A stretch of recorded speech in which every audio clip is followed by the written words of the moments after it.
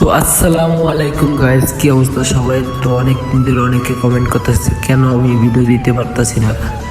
তো ভিডিও দেওয়ার কারণ একটাই, তো আমরা আজকে যেতেছি করতে। তো অনেকেই খুশি ছিলাম, আজকে এত খুশি যে বইলা বুঝতে পারবো না। তো আপনার কি বলবো, আজকে আপনার একটা ঘটনা ঘটছে, একটা বাজে একটা ঘটনা, যা বইলা বুঝতে পারবো না। তো আমরা ফার্স্টে গেলাম 300 ফিট।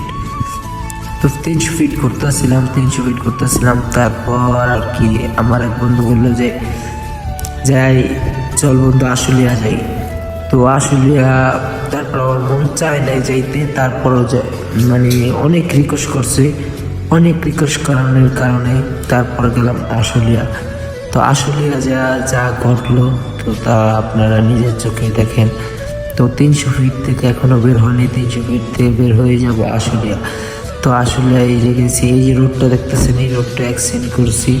এই যে দেখেন অ্যাক্সিডেন্ট করে কি অবস্থা, বাইকের কি অবস্থা আর আমার কি অবস্থা। তো আমার পাও অনেক ক্ষতি হয়েছে, আপনার চেহারার স্পট পড়েছে, চেহারার অনেক ক্ষতি হয়েছে। তো আপনারা তো দেখেই বুঝতেছেন যে আমার কি অবস্থা।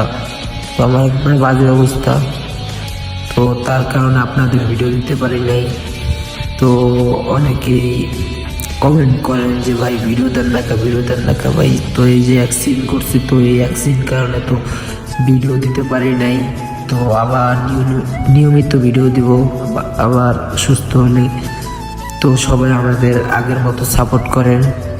তো সবাইকে ধন্যবাদ, আর কি বলবো আর।